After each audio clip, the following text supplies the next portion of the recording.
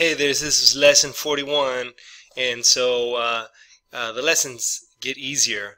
They have a lot more sentences, and we build our vocabulary, but there really is nothing difficult. Today we're going to talk about conjunctions, and I'm going to say something that I've already said, omitting that and fanboys. So in Spanish, to write a subordinated sentence, we have to use that. In English, that is optional because of the first grammatical rule. You always use a subject with its verb. There is no tacit subject in English. When you see a new subject with another verb, you must insert mentally the word that. Okay, so here's the examples. Number one, I will say this is the day that the Lord has made. So I've given you a little help.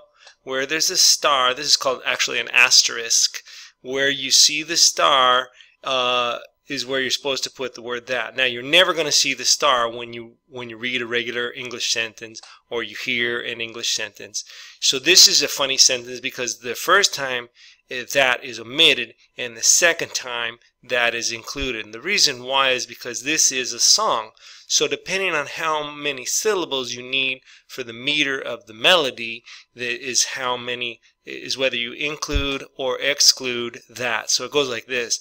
I will say this is the day that the Lord has made. So you may remember, I think this was in the fourth lesson that we sang this song. So we were studying future tense, and so here we need one less syllable to meet the meter of the melody, and here we need one more syllable, so we add it. So we have that option in English. Okay, so number two. I told you she was a loser.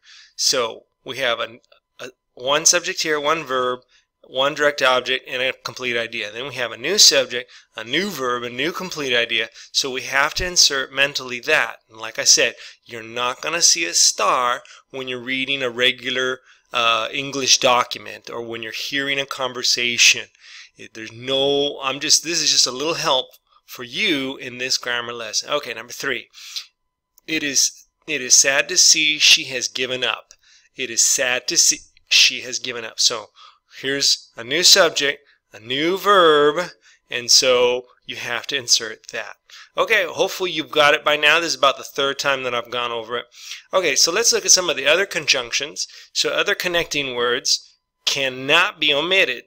Observe. So if any word could be, any conjunction could be omitted, we would never know what conjunction to put. But if only one conjunction can be omitted, then we know which one to supply when it is missing. So we have these conjunctions, when, where, why, so they must go in if you want to communicate with those words. So number four gives us an example.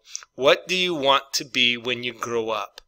What do you want to be when you grow up? Good. Remember, wanna. What do you want to be when you grow up? Good. Okay, number five. Do you remember where you placed your keys? Do you remember where you placed your keys? Number six. Can you think about why I have come to this country? Can you think about why I have come to this country?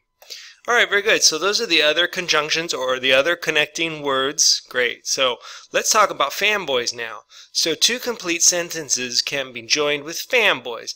What is fanboys? Fanboys is the initial letter of for, and, nor, but, or, yet, so.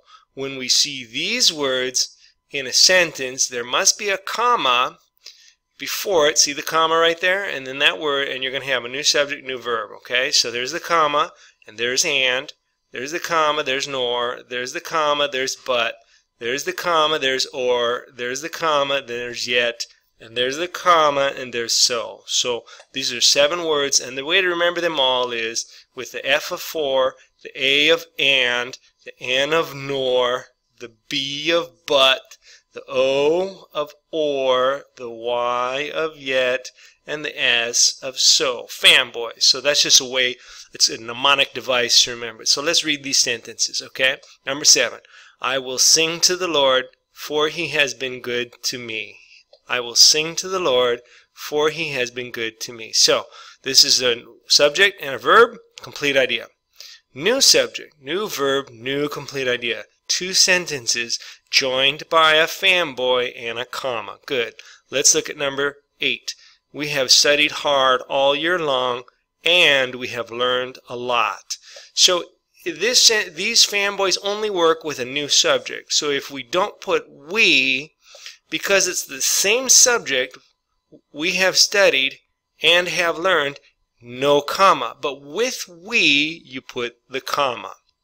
All right, number 9.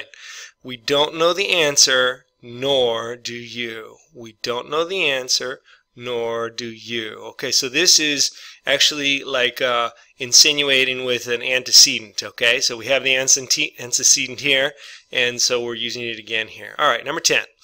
We have tried and failed, but we will try again. We have tried and failed, but we will try again. Okay, good. They could become accountants, or they could become secretaries. Number 11. They could become accountants, or they could become secretaries. Number 12. I don't want to return to the States, yet I am submitted to the will of God. I don't want to return to the States. Remember wanna? I don't want to return to the States, yet I am submitted to the will of God. Good. Number 13. I must go now, so I must say goodbye. I must go now, so I must say goodbye. Okay, so there's the 7 fanboys, and I just want to remember that when you make a direct quote, you're going to put it in quotation marks. The period goes inside that quotation mark, and you're going to set it off with a comma right here. There's actually a space between the comma and the quotation marks. Okay, so I'll read this. Please note that fanboys are known as conjunctions and must be preceded by a comma. Okay, actually this lesson is not difficult. Let's do our vocabulary. Vocabulary 41, 19 words and phrases, total to date 712 words. Accountants, accountants. Conjunction, conjunction. Country, country. Fail, failed. Give up, give up. Gave and given. Grow up, grow up. Grew and grown. Insert, inserted, inserted. Join, joined. Key, loser. Will. Okay, so this is interesting. Will is used for the future tense. It also means that word, so interesting. Okay, mentally, mentally. Optional, optional, optional. Place, place, placed, placed. Yeah, the rule DT, good. Return, returned, returned. Sad, sad. Secretary, secretary. Submit, submit, submitted, submitted. So why do we double up the T right here? Because it's consonant, vowel, consonant, and it's a tonic syllable. Subordinate, subordinate, subordinated, subordinated. Well, that's it for lesson 41. You are advanced now. Congratulations. And the lessons are easier. Did you ever expect such a thing?